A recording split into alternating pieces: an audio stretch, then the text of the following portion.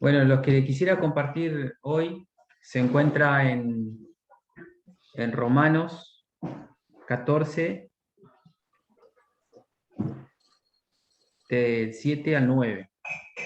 Yo lo estoy leyendo en la versión NBI simplificada, que tiene palabras un poco más conocidas. Dice así: ninguno de nosotros vive para sí mismo, ni tampoco muere para sí. Si vivimos, para el Señor vivimos, y si morimos, para el Señor morimos. Así pues, sea que vivamos o que muramos, del Señor somos. Para esto mismo murió Cristo y volvió a vivir, para ser Señor tanto de los que han muerto como de los que aún viven.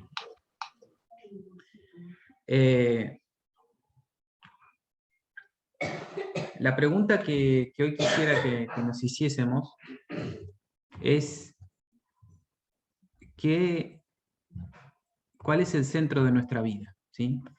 Creo que la pandemia lo que ha hecho, ha reflejado y ha mostrado la vulnerabilidad que tenemos. Somos muy vulnerables, ¿sí? Que somos frágiles, y de alguna manera ha desnudado que si no vivimos, como dice este pasaje, para Cristo, entonces la muerte es una tremenda tragedia. Por más que creamos en Cristo, la muerte sigue siendo una tragedia, ¿sí? No es que nosotros alabamos o creemos que la muerte es buena, ¿no? No forma parte del plan de Dios, porque dice la Biblia que Dios puso eternidad en el corazón del hombre.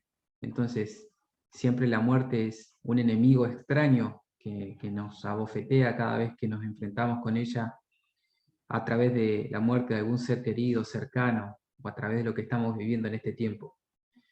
Y la Biblia misma dice que el último enemigo en ser derrotado es la muerte.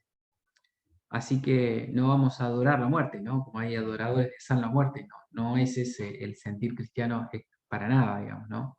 Es un enemigo que ya fue derrotado por Jesús a través de la resurrección, pero que todavía existe en nosotros y todavía nos confronta. Hay una frase que siempre me viene a la mente y siempre la digo, ¿no? Que cuando encontró el propósito de su vida, la Madre Teresa de Calcuta decía: yo no quiero hacer de este lugar, en el lugar donde ella estaba trabajando en la India, un mejor lugar para vivir, sino un mejor lugar para morir, ¿sí? Justamente porque ella trabajaba con las personas más desposeídas que simplemente morían en las calles, ¿no? Y muchas veces cuando llegaban al centro de atención ya no había nada para hacer para que se recuperen, simplemente era un mejor lugar para morir, de verdad. Pero yo pienso que tal vez lo podríamos trasladar, ¿no? Y como dice Pablo, como dice en este pasaje Pablo que le escribe a los romanos, él dice: y si vivimos para el Señor vivimos, y si morimos, para el Señor morimos, ¿sí? ¿Cuál es el centro de nuestra vida? Bueno, creo que lo que ha desnudado todo este tiempo ha sido que hay centros alternativos que las personas eligen para vivir, ¿sí? Esos centros alternativos, se lo voy a mostrar, los pegué en un PowerPoint, lo voy a estar mostrando, justamente porque creo que en lo visual a veces mucho retenemos un poco más, ¿no? Que solamente hablar. Vamos a ver, chao, Nina. Ahí está. Vamos a compartir.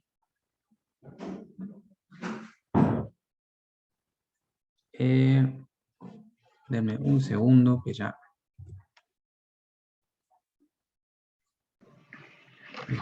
Disculpa, ¿podés repetir el versículo que dijiste? Sí, Romanos 14, del 7 al 8. Ah, ok. Romanos 14, del 7 al 8.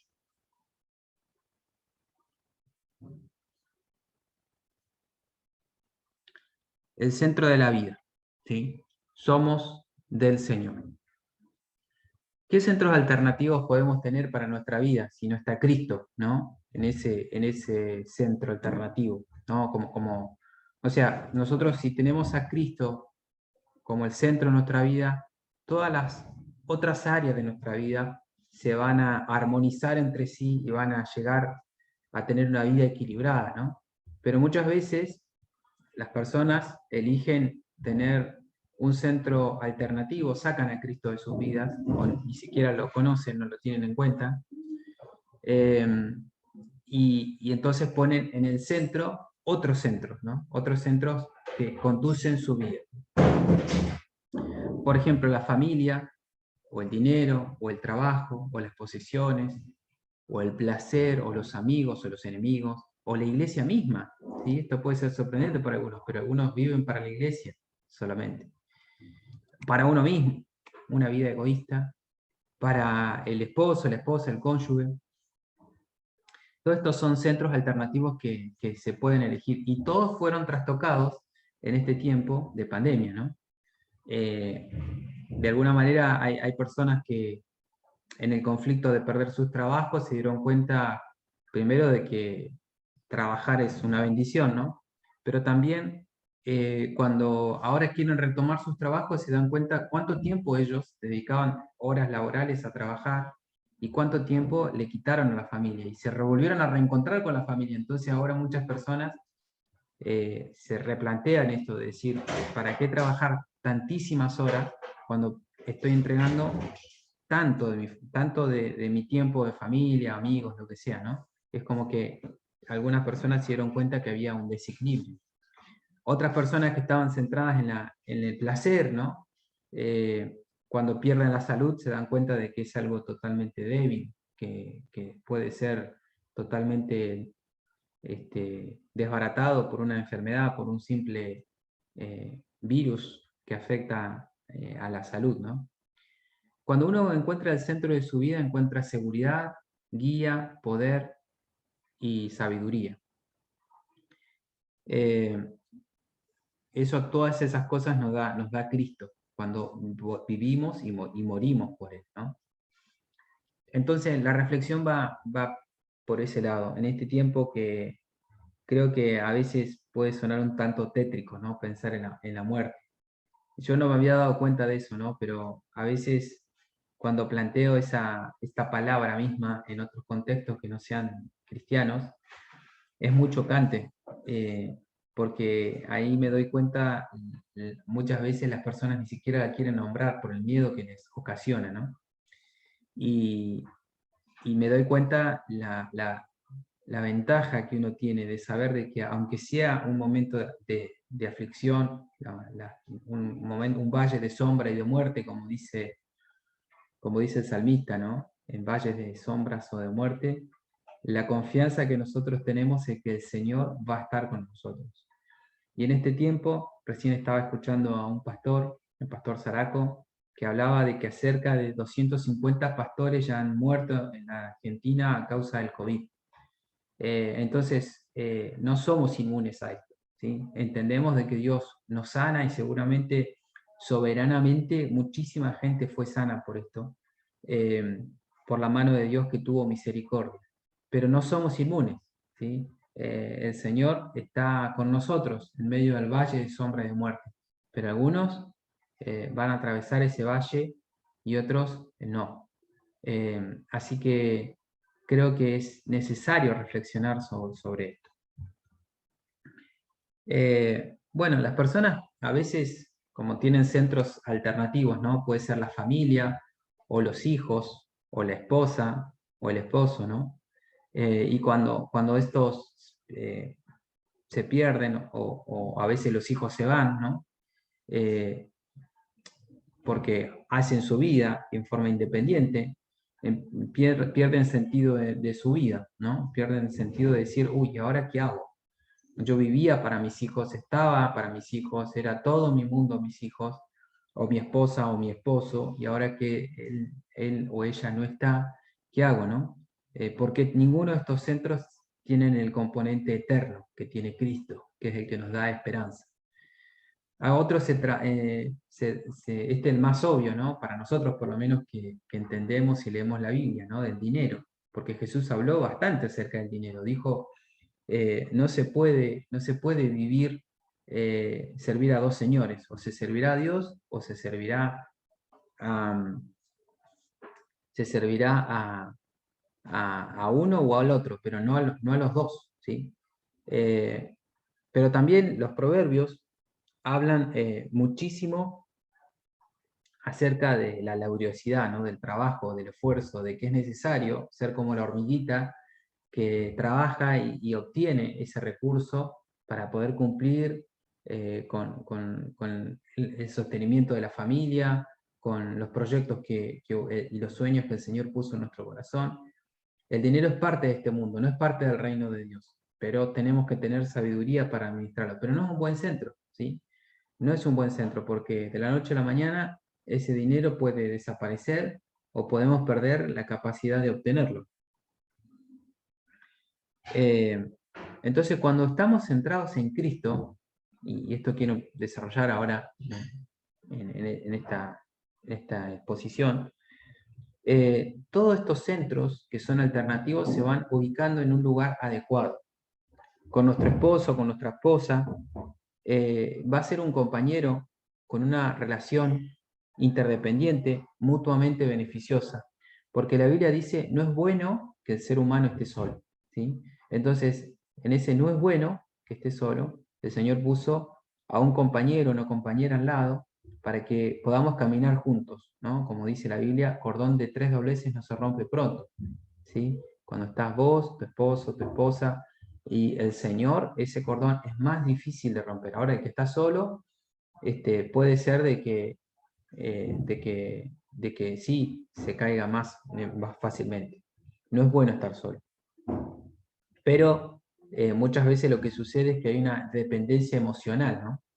Y que los altibajos de mi vida están dados por los altibajos de las emociones de mi esposo o de mi esposa. Eso no es bueno, porque eso es una dependencia emocional que no es positiva, ¿sí? Somos seres integrales por nosotros mismos. Si bien no es bueno estar solo, este concepto de la media naranja tampoco es verdad, ¿no? No es que estoy media naranja y estoy incompleto en mí mismo, ¿no? Sino que necesito al otro para complementarme, pero no para completarme, ¿sí? Porque yo ya soy completo como una persona en mí mismo, ¿sí? Y si uno tiene como el centro al cónyuge, el esposo, eso no es así. Uno depende de las emociones del que tiene al lado para estar bien o estar mal, ¿sí? Y cuando uno tiene centrada la vida en Cristo, uno mueve su seguridad, su guía, su poder, su sabiduría a través de Cristo, que es inamovible, no de una persona falible como es el cónyuge. La familia, cuando uno está centrado en Cristo, es una oportunidad de servicio, aportación y realización. Es el primer núcleo que nosotros tenemos. La Biblia dice, el que no provee para su familia es peor que un incrédulo. Así que, como dice el dicho popular, la misericordia bien entendida comienza por casa, ¿sí? Y es el lugar más difícil de a veces de ejercer misericordia. Porque cuando uno está en otro lado, uno hace algo bueno y todos te admiran, te aplauden y tal vez eso aumente la autoestima y el ego, pero cuando estás en la familia, no. Muchas veces no va a venir el aplauso o el reconocimiento, no porque no lo quieran dar, sino porque es como parte de las responsabilidades que uno tiene, ¿no? Pero es el primer lugar de oportunidad de servicio y ese servicio muchas veces es oculto, ¿sí? No lo ve nadie, lo que yo hago por mi familia. Y si lo hago, la mayoría de la gente va a decir, bueno, es tu responsabilidad, nadie te va a aplaudir por eso. Entonces muchas veces es más difícil aportar para la familia que aportar para afuera, ¿no? También es la oportunidad para el cambio y para la reprogramación intergeneracional. Esto que parece medio difícil de decir o de entender es lo siguiente. La Biblia dice que los hijos son como flechas en las aljabas del guerrero valiente, ¿sí? Eso quiere decir que obviamente el guerrero lo que hacía con su flecha era dispararla y ir mucho más a lejos de los que él podía llegar, ¿sí? No era lo mismo que la espada era una confrontación cuerpo a cuerpo. En cambio, con la flecha se traspasaban distancias enormes de cientos de metros a veces que hacían de que el guerrero sea mucho más efectivo. Y la Biblia dice que los hijos, ¿sí? Son como esas flechas en la aljaba del guerrero. Eso quiere decir que nosotros somos los que apuntamos a nuestros hijos a un futuro distinto, ¿sí? Nosotros tuvimos una base que nos dio nuestros padres, y nosotros somos la base para nuestros hijos. Entonces, todas las cosas que nosotros pudimos superar, que tal vez no fueron tan buenas, como legado que nos legaron nuestros padres, hicieron lo que mejor pudieron, pero obviamente fueron falibles. Tal vez nosotros podamos poner una mejor base para apuntar a nuestros hijos hacia una vida con propósito, hacia los propósitos de Dios. Con respecto al dinero, ¿sí? Cuando se tiene el centro como el dinero, hay una parábola específica que Jesús habló de una persona que dijo, trabajaba todo el día, llenó sus graneros de semillas, y dijo, bueno, estos graneros ya no me sirven porque no me entra más la semilla y sigo produciendo muchísimo más. ¿Qué voy a hacer? Ya sé qué voy a hacer. Voy a aumentar mis graneros, voy a expandirlos, voy a hacerlos más grandes para poder guardar más. ¿Con qué propósito? Nadie lo sabe, porque simplemente lo guardaba para sí mismo.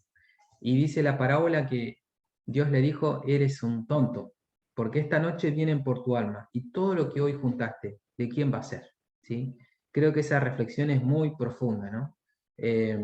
Porque muchas veces vemos muchas personas que se dedican su vida a la acumulación de dinero, pero sin aportación a otros, ¿no?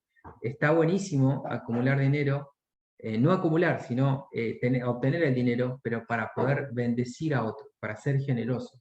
Yo le pido eso al Señor. Yo le digo, Señor, yo quiero ganar mucho dinero, muchísimo, pero para poder dar muchísimo más, ¿sí? Ese es un equilibrio, ¿no?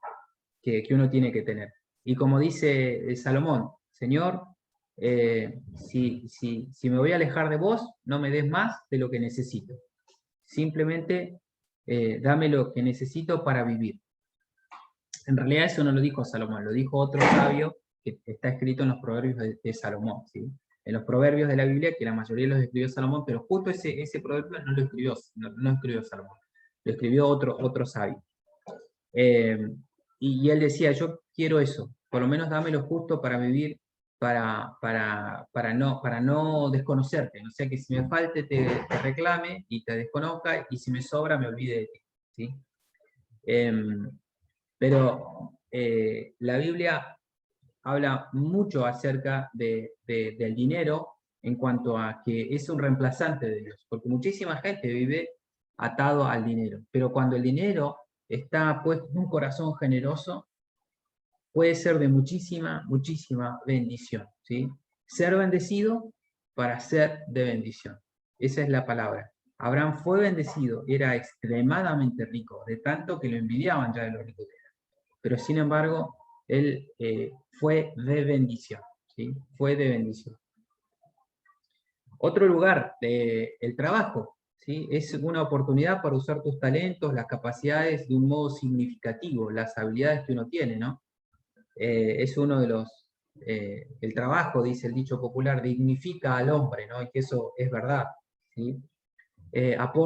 Vos podés aportar tus talentos. La Biblia habla acerca de eso, ¿no? De las personas que tenían talentos y los escondieron y no fueron felicitados, no fueron dicho, no, bueno, qué bueno que no hiciste nada con tus talentos. No, todo lo contrario.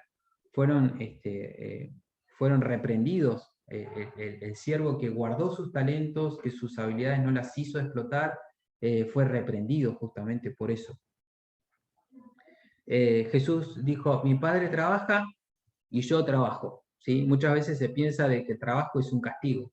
En realidad el castigo no es el trabajo. El castigo es que el trabajo no va a producir toda la satisfacción, ¿sí? Como dice el Génesis, va a producir cardos y espinas cada vez que vos trabajes, ¿sí? El trabajo no es la maldición es que ese trabajo no nos va a dar la satisfacción que nosotros quisiéramos, ¿sí? ¿Cuántas veces anhelamos tener un trabajo, después cuando lo tenemos, después de un tiempo que se nos pasó la emoción, decimos, uy, ahora tengo que levantarme, ir, o tengo que estar en esta línea de producción, o cuidando esto sin que pase nada, esto es aburridísimo, o esto es muy estresante, o la gente me agota? Siempre todos los trabajos producen cardos y espinos, ¿no? De alguna manera, ¿no? Nosotros ya no trabajamos la tierra, pero sí encontramos que el trabajo tiene dificultades. Pero el trabajo en sí es una inversión de tiempo que uno realiza que debe estar en equilibrio con todo el resto, ¿sí? Con todo el resto. Y el Señor nos da ese equilibrio. El Señor nos puede dar sabiduría para tener ese equilibrio, para tener las prioridades correctas, ¿no? No vivir para trabajar. Hay gente que vive para trabajar, no trabaja para vivir. Vive para trabajar. Y cuando pierden el trabajo, ¿no? Muchas veces hemos escuchado eso, ¿no? Porque se jubilan o porque lo despiden o algo, pierden el propósito de su vida y algunos hasta mueren. ¿Mm? ¿Por qué? Porque no tenían otro objetivo. Simplemente era todo su objetivo. Como centro de vida el trabajo no es bueno, pero como cuando está sujeto a la voluntad de Dios, sí.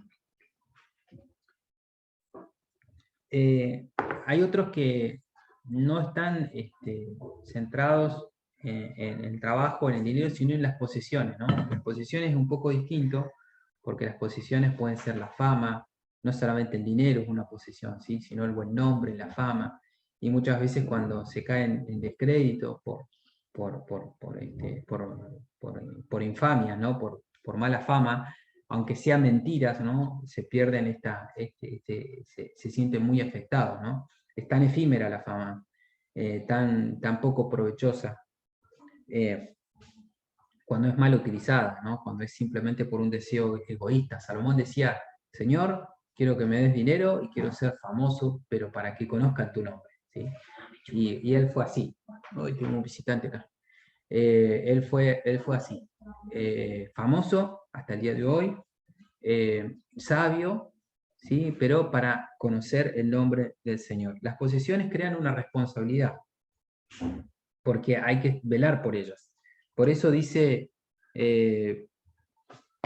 Eclesiastés, dice, es mejor tener un puño lleno de paz y tranquilidad de espíritu, que 2 puños llenos de aflicción de espíritu.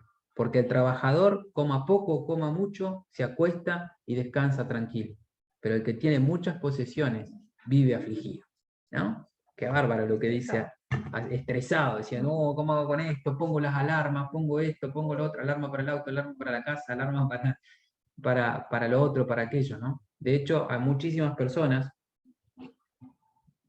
aguanten unos minutos, hay muchísimas personas cristianas que eligen la pobreza voluntaria para poder eliminar todas esas preocupaciones, ¿sí? No es el llamado de todos, pero algunos sí lo eligen, ¿no? Si tenés una familia, seguro que no, pero si no, algunas personas lo evalúan, ¿no? Como una posibilidad, ¿no? de sacarse preocupaciones de encima. La pobreza, cuando no es voluntaria, cuando es extrema, es algo totalmente aberrante, ¿sí? La pobreza no es algo que Dios alabe o que quiera. De hecho, Él siempre dijo, van a tener pobre entre ustedes, pero para que los ayuden, ¿sí? No para que se mantengan en el mismo lugar. Bueno, hay algunos pensamientos que dicen, no, pero el pobre siempre, es como que alaban la pobreza. No es el pensamiento de Dios. No es el pensamiento de Dios. Pero la pobreza voluntaria es distinta, ¿sí? Es una opción. Cuando es voluntaria, es una opción. El placer, gozar y relajarse. Hay todo un libro de la Biblia que habla de Cantar de los Cantares, que habla acerca del placer, ¿sí? Del placer de estar con el esposo, con la esposa. El placer no forma parte cuando es el centro de la vida, ¿sí? Si vivís de fiesta en fiesta y perdés tu tiempo, a veces no es fiesta en fiesta, a veces el placer de jugar un jueguito, de estar muchísimas horas metido mirando series o mirando juegos. La relajación es importante, ¿no? Pero tiene que estar en equilibrio con todo lo demás, porque si no uno pierde iniciativa, pierde oportunidades, pierde la posibilidad de disfrutar de otras cosas, ¿sí? De la realización personal, todo, porque el tiempo lo tenés invertido en otra cosa, ¿sí? Simplemente en ese descanso, en ese placer que te genera lo que te lo genere, digamos. Puede ser hasta la lectura, pero cuando está en desequilibrio, eso no es bueno. Pero sí cuando proviene del goce de una vida que está centrada, ¿sí? Que está equilibrada con todo el resto. No hay nada mejor, como les decía antes en el pasaje de Eclesiastés, que disfrutar, ¿sí? Porque yo sé que esto, decía Eclesiastés, Esto también viene del Señor, ¿sí? Dice, vi a un hombre que trabajaba sin descanso y esta persona no se preguntaba por qué trabajaba. En cambio, el obrero, dice, trabajaba y descansaba y disfrutaba del trabajo de sus manos. Y esto también vino del Señor porque es la parte que Dios le ha dado en la ilusoria vida que vive, ¿sí? Eso es lo que decía Eclesiastés. En algunos aspectos es bastante pesimista Eclesiastés, pero en otros aspectos también nos da una confrontación muy, muy real, muy realista de lo que es nuestra vida. ¿Eh? A veces pensamos, yo siempre pensaba que cuando me estaba por casar con Vero, ¿no? Faltaban 6 meses, ya habíamos puesto fecha y todo, fueron los 6 meses más largos de mi vida. No pasaban más. Era totalmente expandible era un chicle el tiempo. No, cada día era una eternidad. Y ahora ya pasaron 15 años. 16, 15 casados, ¿no? Ya me había asustado, dije, metí la pata sobre 15 años y me pareció tan corto, ¿no? Porque la vida es así, es efímera, es rápida, ¿sí? A veces nos parece, cuando deseamos algo, que no pasa más el tiempo, y cuando lo alcanzamos, que pasó demasiado rápido. Y bueno, termino con unos poquitos más. Cuando uno tiene la vida centrada en los amigos o en los enemigos, ¿no? Cuando uno está en equilibrio, son compañeros en la vida.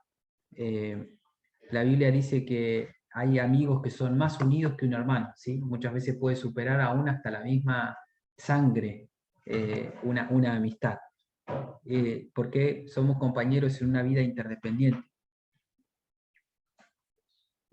confidentes, personas con las que se comparte, con las que se apoya, con las que se sirve, ¿sí? No hay nada mejor que tener un buen amigo al lado cuando estás trabajando, estás sirviendo. Por eso Jesús los mandó de 2 en 2, ¿sí? Había algo poderoso en ese 2 en 2, ¿sí? Cuando tenés a alguien al lado que te va alentando y te va apoyando, el trabajo es mucho más fácil, mucho más llevadero, ¿sí? No sé si más fácil, pero más llevadero. Jesús le dijo a sus discípulos, ya no los llamaré siervos, porque el siervo no sabe lo que se hace su Señor, lo que hace su Señor.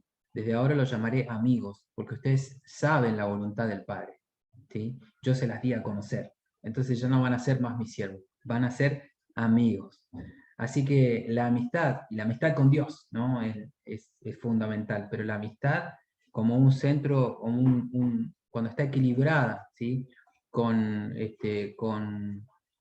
resto, cuando Cristo hace de que esa amistad florezca y podamos trabajar juntos y de esta manera interdependiente, seguramente vamos a lograr tener mejores resultados. Solos vamos a llegar rápido, pero juntos, ¿sí? Con un amigo vamos a llegar más lejos. Los enemigos, hay gente que vive, está bien, uno dice nadie vive por los enemigos, ¿no? Pero ¿cuántas personas separadas tal vez se alimentan y viven su vida centradas en el odio al otro, ¿no? En lo que me hizo, en lo que pasó, en lo que, en la herida que sufrí, ¿sí? Tal vez no somos muy conscientes, pero a lo mejor estamos atados a eso, o los padres, ¿no? Cuando fueron padres que no fueron buenos, que no fueron lo mejor, seguramente algunos hijos están todavía resentidos, ¿no? De grandes y transmiten toda su bronca en vivir una vida centrada en el odio a la figura paterna, ¿no? Y la Biblia nos dice, aún amen a sus enemigos, ¿sí? Obviamente, si uno ama al enemigo, el enemigo al final no termina siendo tan enemigo. Ese es el truco, digamos, de amar a los enemigos, ¿no?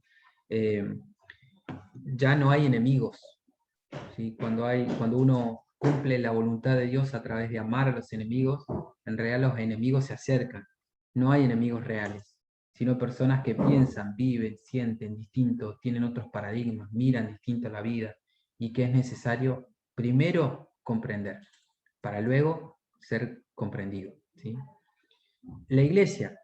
Hay gente que vive, ¿no? En este tiempo que se cerraron los locales, ¿sí? Los salones, las iglesias como espacio físico, se sintieron totalmente desorientados, ¿no?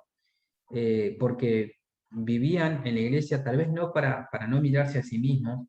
Hay mucha gente que vive y encuentran la satisfacción y el apoyo y el reconocimiento cuando trabajan en la iglesia y para la iglesia, ¿no?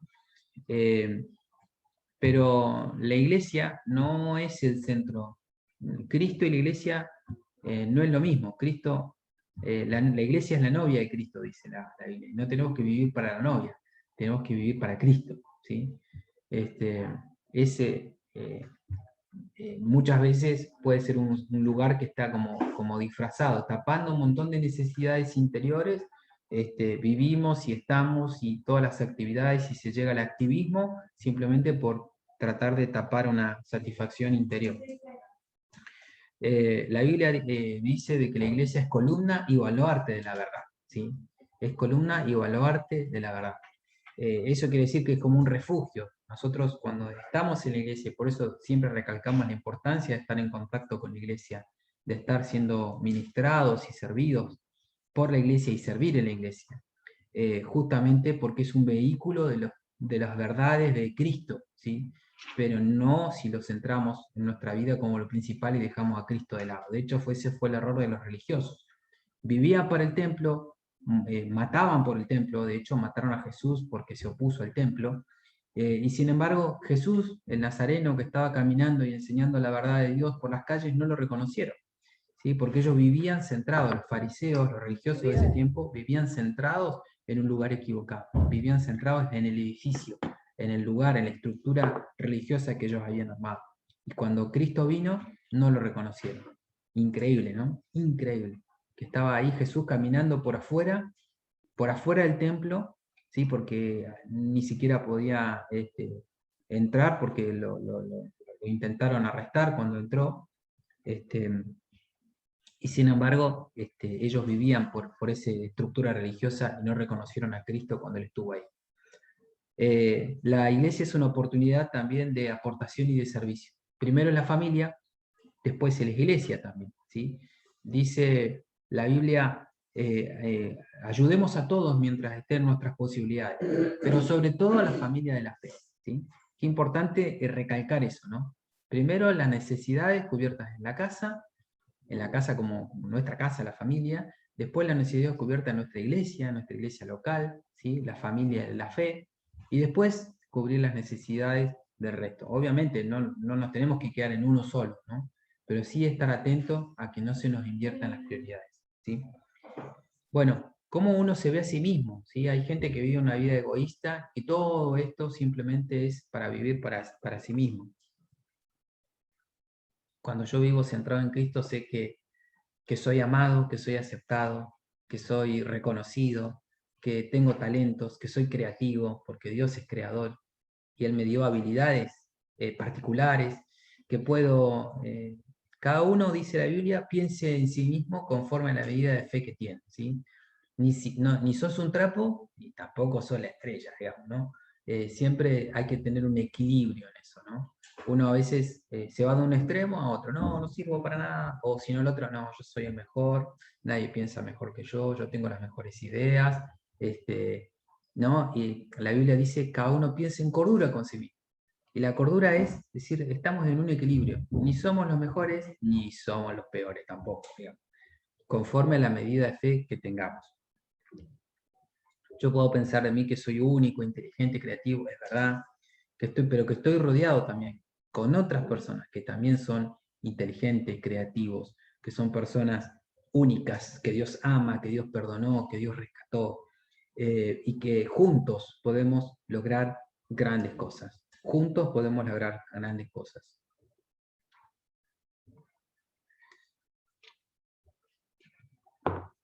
Cristo es eterno. Cuando uno centra su vida en Cristo, todas estas cosas, ¿sí?, se van equilibrando. Todas estas cosas se van moviendo y vamos creciendo. Sí, nosotros obtenemos estas 4 cosas, ¿no? Seguridad, guía, poder y sabiduría a través de Cristo. ¿Sí? Seguridad, ¿sí? Porque sabemos de que nuestro Señor es eterno. Y Él dijo, yo voy a preparar morada para ustedes, para que donde yo esté, ustedes también estén. y les doy una vida que es en abundancia, una vida eterna, ¿sí? Una vida llena de propósito y de significado hoy, de aporte, de significación, de significado. Le doy guía, ¿sí? A través de su Espíritu Santo. Él dijo, Él les enseñará todas las cosas que tienen que hacer. No les digo todo ahora porque no lo pueden recibir todos juntos, pero sí les digo, su Espíritu Santo va a estar con ustedes hasta el fin del mundo, ¿sí?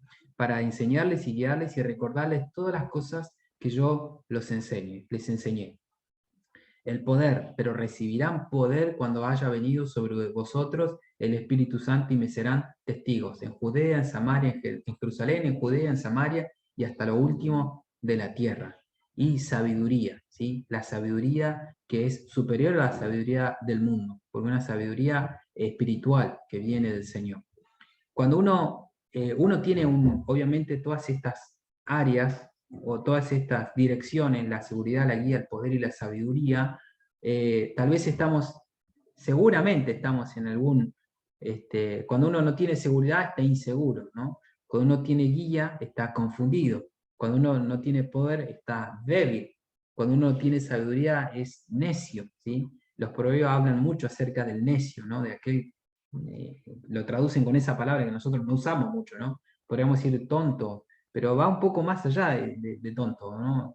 Porque tonto puede ser alguna limitación que uno tenga, ¿no? Pero no, el necio es aquel que voluntariamente elige no entender, ¿sí? Que no busca entender. No, es más, cuando como un obstinado. Obstinado, ¿sí? Obstinado. Una persona que no quiere entender, ¿sí? Que dice, ¿para qué sirve? Dice, moler a golpes al necio si igual así va a seguir con su necedad, ¿sí? Y los proverbios están llenos de estas frases de este tipo, ¿no? Que caracterizan a la persona que es necia.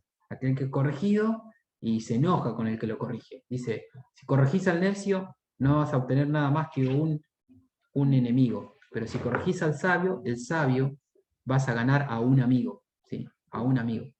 Y así, en Proverbios, sobre todo en ese libro, habla mucho del contraste entre la necedad y la sabiduría, ¿sí? La seguridad, ¿sí? Cuando uno está inseguro, cuando uno no sabe, con todos los cambios fluctuantes que hay en este tiempo, ¿no? Que fueron trastocados todas estas cosas, la familia, el dinero, el trabajo, las posesiones, todo fue trastocado, ¿no? No hay nada que permaneció sin ser afectado de alguna manera por la realidad que estamos viviendo.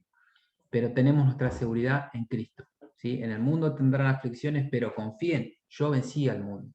La guía, ¿sí? Cuando uno no tiene guía, anda confundido, no sabe para dónde disparar, digamos, ¿no? No sabe qué hacer, no sabe dónde ir, no sabe cómo encarar las cosas, ¿sí? Uno se ve confundido.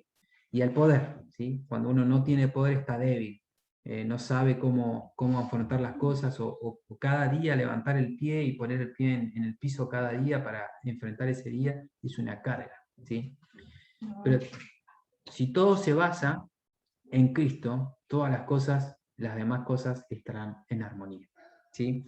Así que, volviendo al versículo y finalizando con eso. Para mí, el vivir es Cristo, ¿sí? Lo voy a leer de vuelta. Ninguno de nosotros vive para sí mismo, ¿sí? Ni tampoco muere para sí. Si vivimos, para el Señor vivimos. Y si morimos, para el Señor morimos. Así que sea que vivamos o que muramos, del Señor somos. ¿Sí? Somos del Señor. El Señor está en el centro de nuestra vida.